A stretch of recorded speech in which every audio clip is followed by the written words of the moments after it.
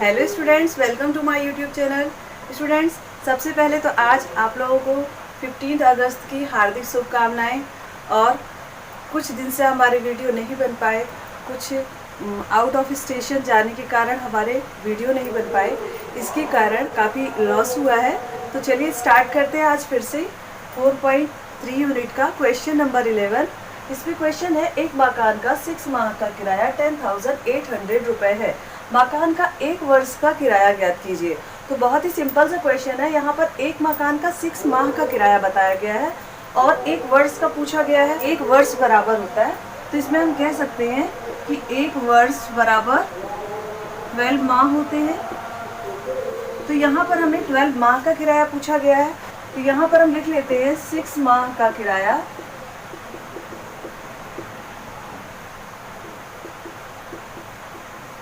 10,800 रुपये है।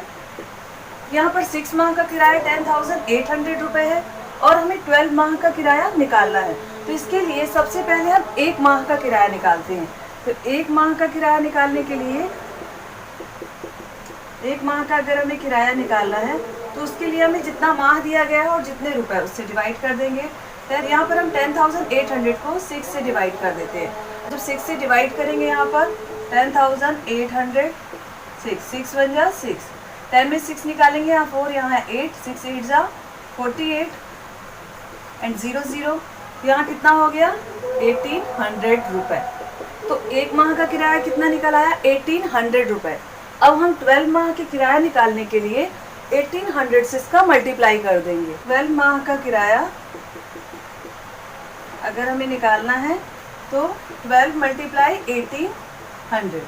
ओके, अब इसका मल्टीप्लाई करेंगे। यहाँ से 0 एंड 0, 2 8 जा 16, कैरी आई 1, 2 1 जा 2, मल्टीप्लाई 1 से करते हैं यहाँ पर 0 0 8 एंड 1।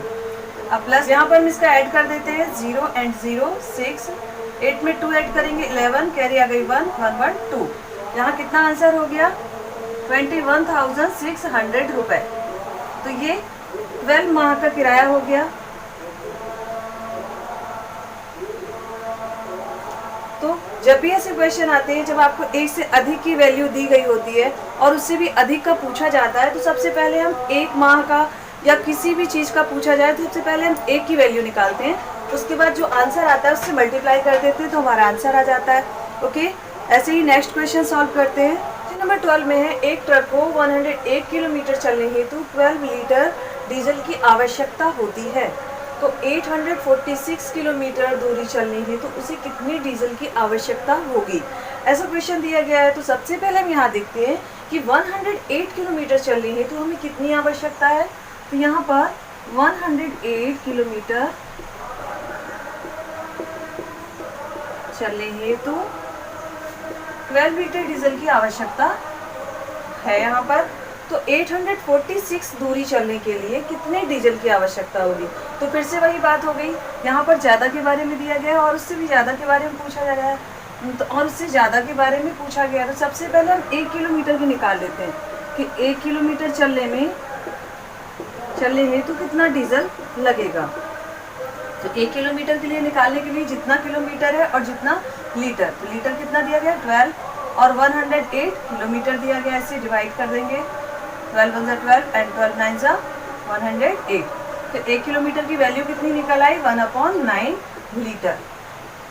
अब हम 846 किलोमीटर की वैल्यू आसानी से निकाल सकते हैं कि 846 किलोमीटर चलने के लिए